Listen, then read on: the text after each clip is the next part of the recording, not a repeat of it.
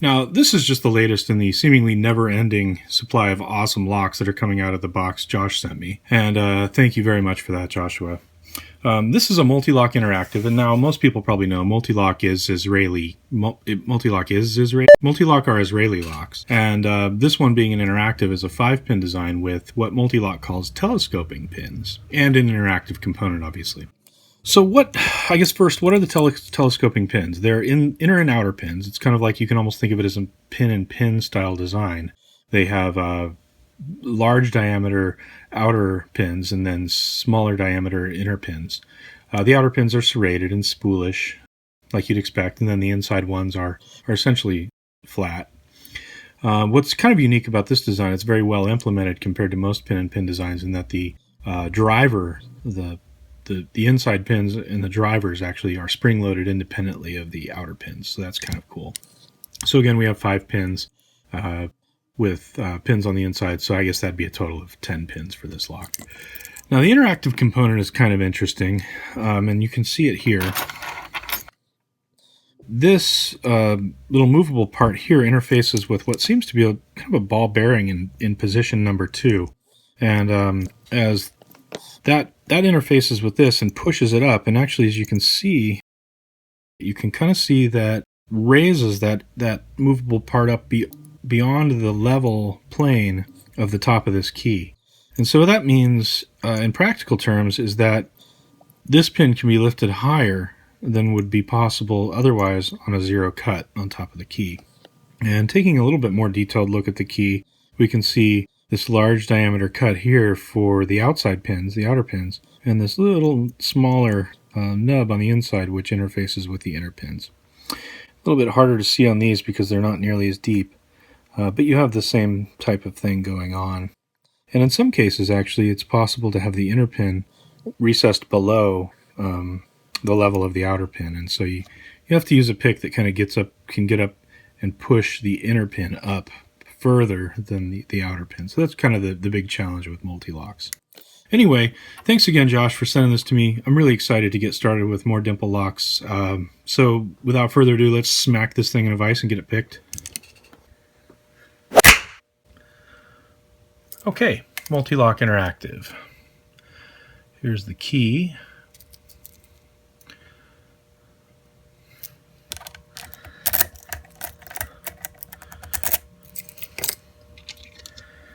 I spent, I'm pretty new to dimple locks, so I spent a fair amount of time coming in this lock this way and picking the pins, and I got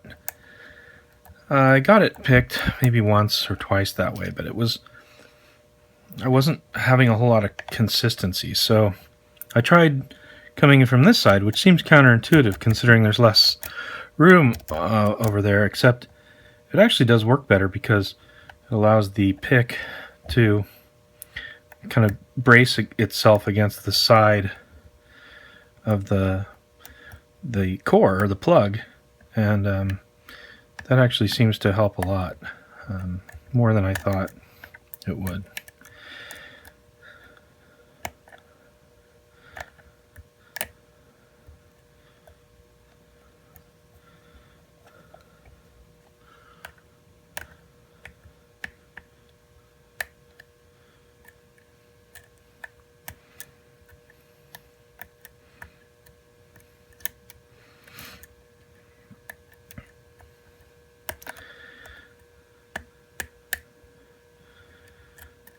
The serrated drivers feel, multi-lock serrated drivers feel quite a bit different from what I'm used to anyway, as far as normal pin tumbler drivers.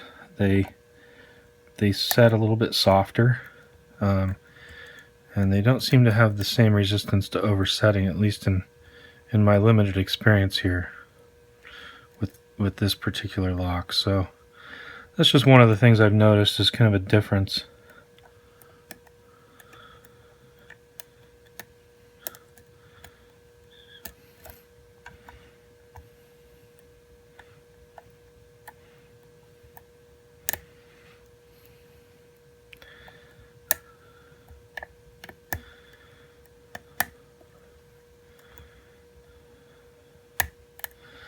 So that dropped into a nice little deep false set, which usually, as I understand it, means the only thing that's left is inner pins.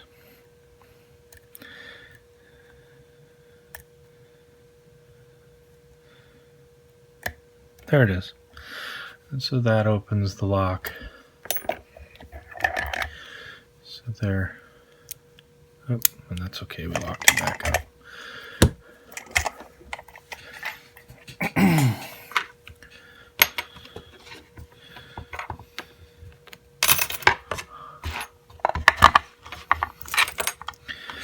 Now,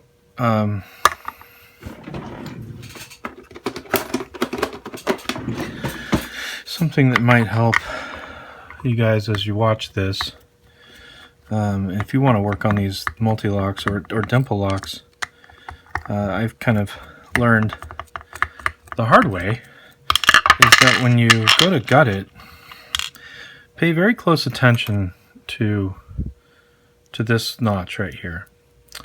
It's very easy, and you can see how it would happen if you put the key in and open it. It's very easy to see how that would line up with the drivers.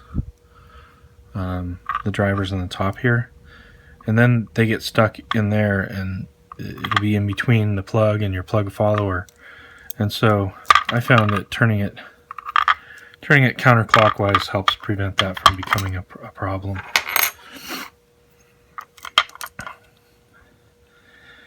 Just a little thing that I learned the hard way. Maybe it might help others.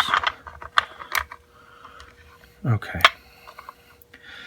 So pin 5, 4, 3, 2, and 1. And then a little tricky to get out because of that interactive component. I don't know actually why it's difficult to get out. I guess maybe it doesn't have the downward pressure of a pin. Yeah, that appears to be it. Anyway, we'll come down and show more of a close-up, but that interactive element right here.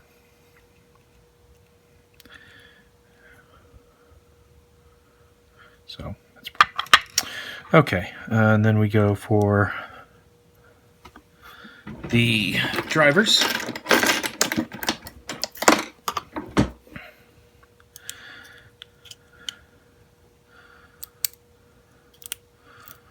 That's pin 1. Actually, let's do this.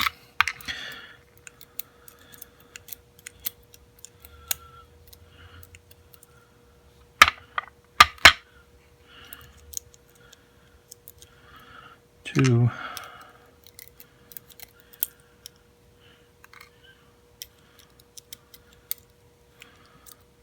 3,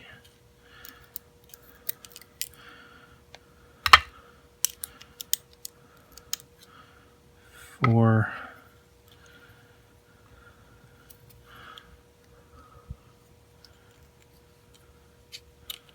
5. Oops. Darn it, I screwed up a spring.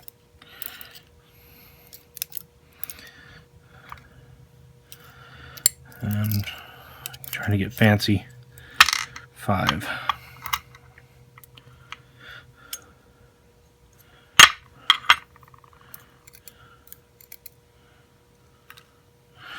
Okay. Take these pins out.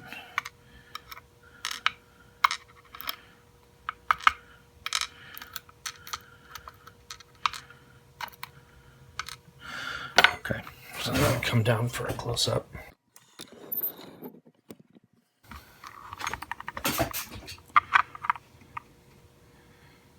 So in the core, let's see, where is that interactive? Right, I believe right there is the interactive element. You can see it probably better down here. Right in position number 2.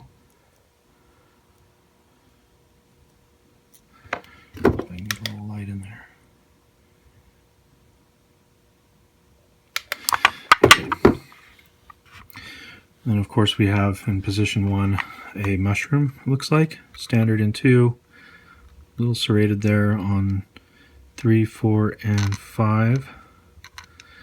And then inner pins are as they are, and then you have the spool, serrated, serrated. Nothing in the body to speak of. Okay. A little bit closer for nice detail on the pins.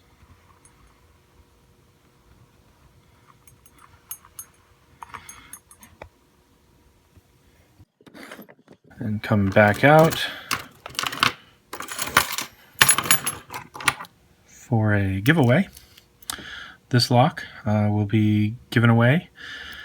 Go ahead and look through the video for an Easter egg. I'll have a question for you to answer. If you answer it in the comments down below and it's the right answer, I will randomly pick from the correct answers on the date specified. And if you're the winner, I'll let you know and send you this lock. Hope this was enjoyable. Thanks for watching.